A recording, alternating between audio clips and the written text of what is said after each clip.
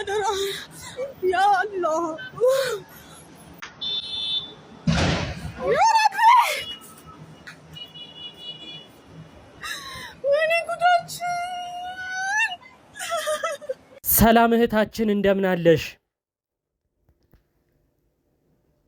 ደህና ነኝ አልሐምዱሊላህ አለን እህታችን እንግዲህ በቲክቶክሽ ያጋራሽው አንድ ቪዲዮ ነበረ ልጆቼን ሳለ አንድ ነገር እንዳልሆን ፈጣሪ ሆይ አደራ ያለው ነገር የምንሰማው የምናየው በጣም ነው የሚያስጨንቀው ብለሽ እንግዲህ ፍንዳታ የሚያሳዩ ነገሮችን በቲክቶክሽ አጋርተሽ ነበር ብዙዎችም እሱን ቪዲዮ እየተቀባበሉ ብዙዎቻችን ተመልክተናል ብዙዎችም ሐሳብ አስተያየት ሲሰጡ ነበረ አይዟችሁ እህታችን በተለይ በስደት የምትገኙ አይዟችሁ በጦርነቱ ሳቢያ እንግዲህ በተለያዩ አረብ ሀገራት የሚደርሱትን የተለያዩ ጥቃቶች ተመልክቶ እንግዲህ ብዙዎች ተጨንቀዋል እንደው ምን ላይ ነው አሁን ያላችሁት በዝርዝር ጉዳዩን ከማውራቴ በፊት አሁን አልহামዱሊላህ አሁን ደህና ነን ጸጥ ብሏል ጠዋት ላይ አካባቢ ትንሽ ፍንዳታዎች ነበሩ የተለያዩ ቦታ ድምጽ ይሰማ ነበር አሁን ሰላም ነው ማለት ሰላም ይመስላል ወደ በኋላ ላይ ያለውን ነገር ባናውቅም አሁን ሰላም ነው እንደው ያንን ቪዲዮ በቀረሽበት ሰዓት እንግዲህ ያው እንደም ቪዲዮም እንደሚያሳየው ፊት ለፊትሽ አካባቢ የደረሰ እንግዲህ የቦምብ ፍንዳታ ነው የሚመስለውና ከቤታችሁ ርቀት ባይንሽ ያየሽው ነው በስልክሽ የተቀረጸው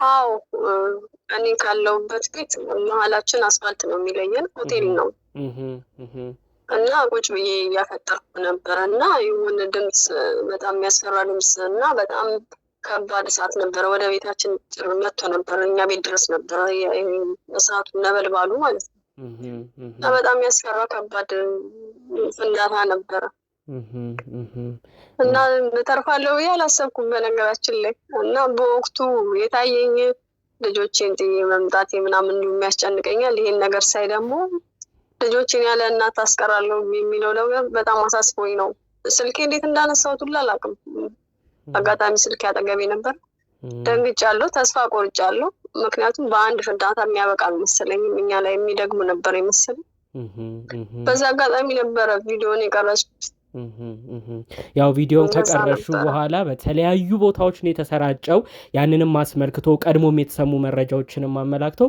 ብዙ ሰው በተለይ እንግዲህ በአረብ ሀገር ብዙ ወቶቻችን አሉ ብዙ ሰው ዘመዱ ወገኑ የራሱ ሰው ብዙ ሰው ነው እንግዲህ ኢትዮጵያ ሆኖ እዛ ላለ ሰው እየተጨነቀ የሚገኘው እንደው ከዚህ ጉዳይ ጋር አያይዞ እናንተም በዜና በሚመስል ደረጃ እዛ ለሚኖር ሰው ጥንቃቄ ይደረግ ተብሎ የተላለፈ መልእክት አለ ወይ እናንተ ያላችሁበት ሁኔታን አስመልክቶ በተለይ ረጃጅም ፎቅ ላይ ለሚኖሩ ሰዎች እንደው የተወሰደ ጥንቃቄ እርምጃ አለ ወይ በዜናም የተላለፈ ይሄን ጉዳይ አስመልክቶ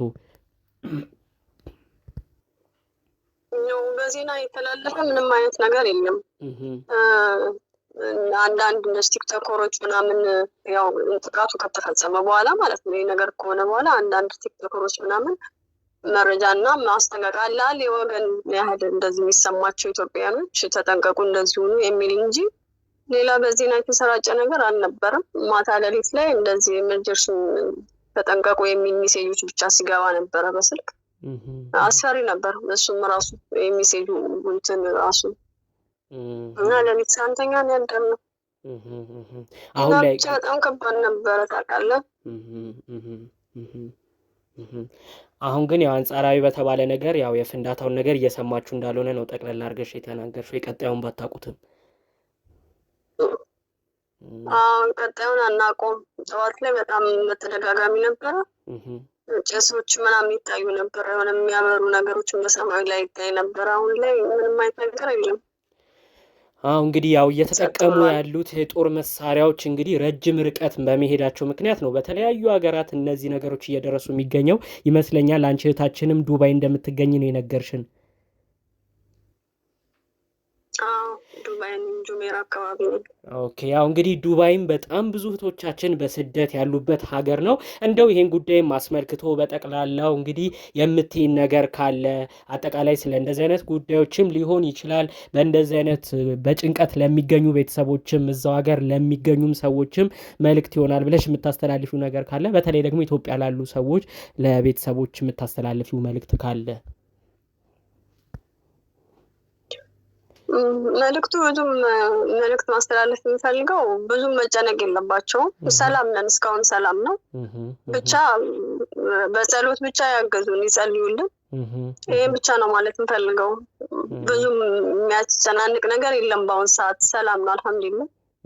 ሰላም ሆኖ እንዲቀጥል ደግሞ ጸሎታችሁ ያስፈልገናል። ልንሰራ መተን ደግሞ ሌላ ጭንቀት ጨመረብን። ያለው ጭንቀት ይበቃናል።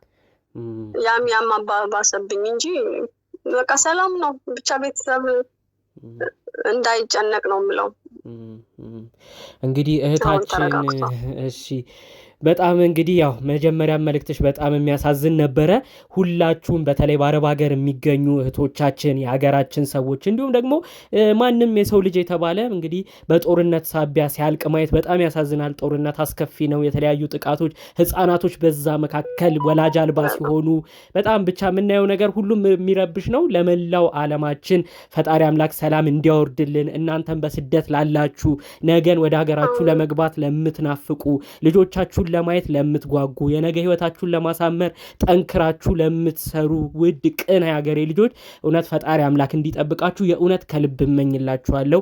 ለሀገራችን በጣም ትልቅ ዋልታ ናችሁ። በአረብ ሀገር የምትገኙ የማዳም ቅመሞች፣ በተለያዩ ስራም ላይ ያላችሁ፣ በተለያዩ ቦታዎችም የምትሰሩ እህቶቼም ወንድሞቼም የእውነት ፈጣሪ አምላክ እንዲጠብቃችሁ ከልብ እመኛለሁ እህቴ።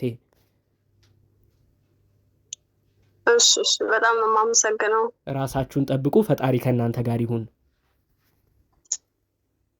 አሚን አሚን። እሺ